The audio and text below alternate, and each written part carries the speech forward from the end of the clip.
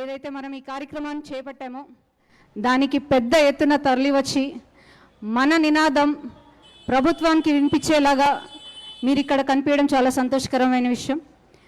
దీనికి ప్రోత్సహించిన, దీన్ని ముందుకు తీసుకెళ్లిన మా రాష్ట్ర మహిళా మోర్చా ప్రభారి, ఎక్స్ ఎమ్మెల్యే, ఖైరతాబాద్ ఎమ్మెల్యే, రాష్ట్ర ఉపాధ్యక్షులు చింతల రామచంద్ర రెడ్డి గారికి ప్రత్యేక ధన్యవాదాలు తెలుపుతున్నాను. అలాగే రాష్ట్ర జనరల్ సెక్రటరీ కాసమన్న గారికి, అలాగే జిల్లా అధ్యక్షులకి అందరికీ పేరు పేరున నమస్కరిస్తున్నాం.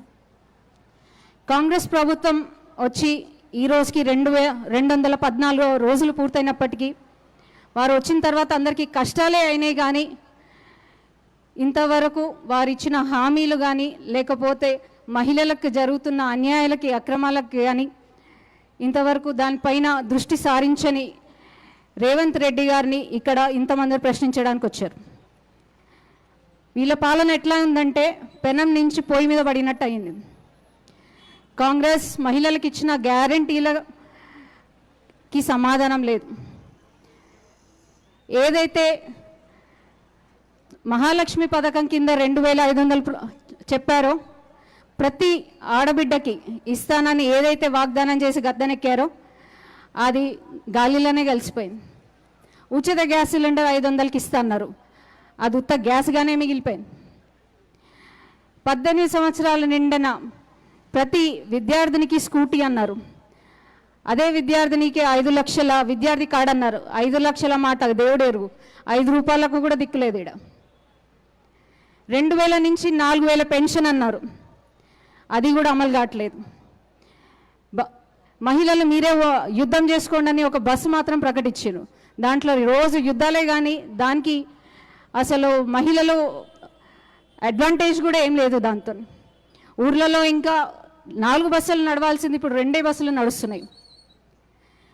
కాంగ్రెస్ ప్రభుత్వం వచ్చినప్పటి నుంచి వాళ్ళు రాజకీయం కోసం ఢిల్లీ చుట్టూ వేరే పార్టీ వాళ్ళని జాయిన్ చేసుకునే క్రమంలోనే ఉన్నారు, కానీ నిజంగా ప్రజల పట్ల, మహిళల పట్ల కొంచెం కూడా శుద్ధశుద్ధి లేకుండా పోయింది.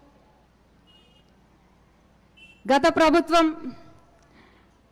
అప్పుల కూర్పు పేరుస్తే ఈ ప్రభుత్వం హామీల కూర్పు పేరుస్తుంది. అధికారంలోకి వచ్చే వరకు అందరికీ అన్నీ అని, అధికారం వచ్చిన తర్వాత కొందరికి కొన్ని అని మాత్రమే ట్యాగ్లైన్ వేసుకొని తిరుగుతున్న కాంగ్రెస్ ప్రభుత్వానికి మేము మహిళా మోర్చా నుంచి వెంటనే ఈ డిమాండ్స్ అన్నీ మీరు పూర్తి చేయవలసిందిగా మేము హెచ్చరిస్తున్నాం. మీకు మొన్నటి వరకు ఒక రిప్రజెంటేషన్ మాత్రమే ఇవ్వడం జరిగింది ఎంఆర్ఓ ఆఫీస్కి. ఈరోజు ఇంత పెద్ద సంఖ్యలో మేము ధర్నా చేయబట్టడం జరిగింది. రానున్న రోజుల్లో మహిళలు ఏమి చేస్తారో అని మీరు ఆలోచించే విధంగా మహిళా మోర్చా కార్యాచరణ ఉండబోతుంది. అలాగే అన్యాయాలకు, అక్రమాలకైతే మహిళల పైన, చిన్నపిల్లల పైన అయితే రోజుకి పేపర్ చూస్తుంటే చాలా బాధాకరం అనిపిస్తుంది. ఎన్ని అత్యాచారాలు, అఘాయిత్యాలు జరుగుతున్నా నిమ్మకు నీరెత్తినట్టు కూర్చున్న ఈ ప్రభుత్వం వెంటనే సమాధానం చెప్పాల్సిన అవసరం ఉంది. మహిళా మంత్రులు అయ్యుండి సీతక్క గారు కానీ, కొండా సురేఖ గారు కానీ ఇంతవరకు మహిళలకు జరుగుతున్న అన్యాయాలపైన, అక్రమాలపైన కనీసం దాని గురించి రెస్పాండ్ అవ్వరు. కనీసం దానిపైన విచారణ జరపాలని కొంచెం కూడా ఆలోచన లేని మంత్రులు మా దగ్గర ఉన్నారు. పోయినసారి మీరే వాళ్ళని తిట్టడం జరిగింది, కానీ మీరు కూడా అదే చేస్తున్నారు.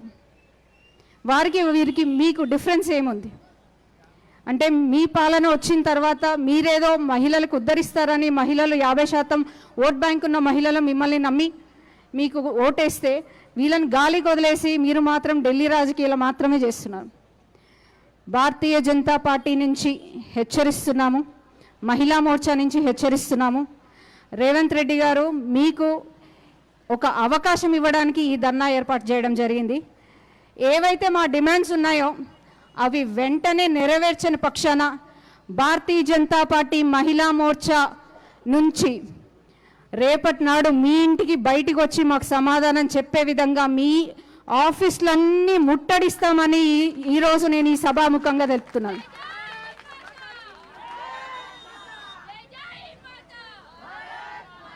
వెంటనే ముఖ్యమంత్రిగా హోంమంత్రికి కూడా మీ చేతిలోనే పెట్టుకున్నారు, ఎడ్యుకేషన్ మినిస్ట్రీ కూడా మీ చేతిలో పెట్టుకున్నారు, మున్సిపల్ అడ్మినిస్ట్రేషన్ కూడా మీ చేతిలో. వెంటనే హోంమంత్రిగా మీరు చేయవలసింది మీరు చేస్తారా, లేదంటే ఆ పనిని కూడా మేమే చేసి చూపించే విధంగా మా మహిళా మోర్చా కదం దొక్కుతుందని ఈ సందర్భంగా మేము నీకు హెచ్చరిస్తున్నాం, రిక్వెస్ట్ చేయట్లేదు, హెచ్చరిస్తున్నాం. రానున్న రోజుల్లో మహిళల ఉగ్ర రూపం చూస్తారు. ఈ ఆషాఢ మాసంలో ఏదైతే అమ్మవారికి బలిస్తామో కాంగ్రెస్ ప్రభుత్వాన్ని మేము ఈ సందర్భంగా బలిష్టపోతున్నామని మహిళా మోర్చా తరఫు నుంచి నేను చెప్తున్నాను.